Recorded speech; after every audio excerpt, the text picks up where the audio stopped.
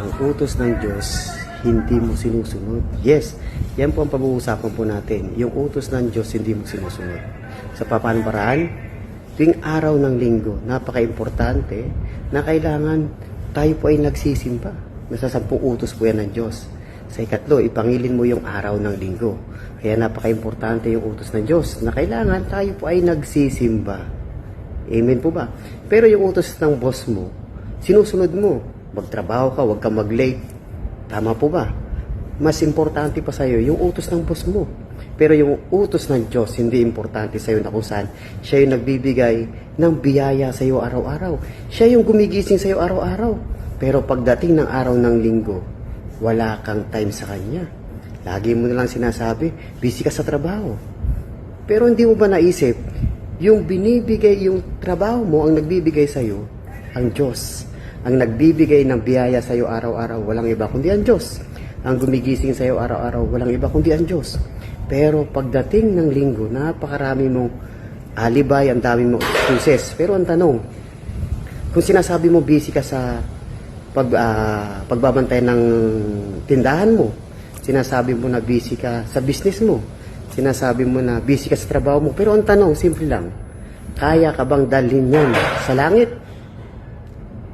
Tama, hindi ka kayang dalhin yan sa langit ng pinagkakabisihan mo. Kaya nga, very important na kailangan tayo po ay marunong sumunod sa utos ng Diyos. Yung ikatlong utos, ipangilin mo yung araw ng linggo. Kaya napaka-importante na dapat tayo ay nagsisimba every Sunday para hindi po tayo nagkakaroon ng mortal sin, mabigat na pagkakasala. Kaya kapag hindi ka nagsisimba every Sunday, nagkakaroon ka ng mabigat na pagkakasala. Kaya napaka-importante po yung pagsunod sa utos ng Diyos, kapatid. Kaya kung ikaw, no, hindi ka nagsisimba every Sunday, please magsimba ka para hindi ka nagkakaroon ng mabigat ng pagkakasala. Tandaan mo, kapatid, no? Sa official teaching po natin sa Catechism of the Catholic Church number 1035, kapag ang isang tao may mabigat na pagkakasala, may mortal sin, kapag hindi ka po nakakumpisal, hindi ka po nakahingi na tawad sa Diyos, diretso impyerno. Kaya mabigat po yan, kapatid. Kaya please, no? Kung hindi ka nagsisimba, please, nakikiusap po sa'yo, magsimba ka. Sundin mo ang utos ng Diyos. Kasi bakit? Kung hindi dahil sa Kanya, wala kang business, wala kang trabaho, wala kang tindahan na pinagkakabisihan mo. Kaya wag mong ipapalit, no, yung araw ng linggo sa pinagkakabisihan mo.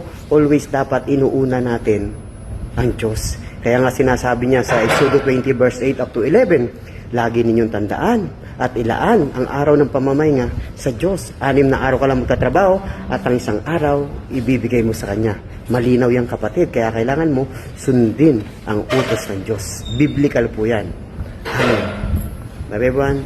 Spread love. Manatili po tayong cute, Catholic until the end. Bye everyone. Spread love. Love you all. Bye bye.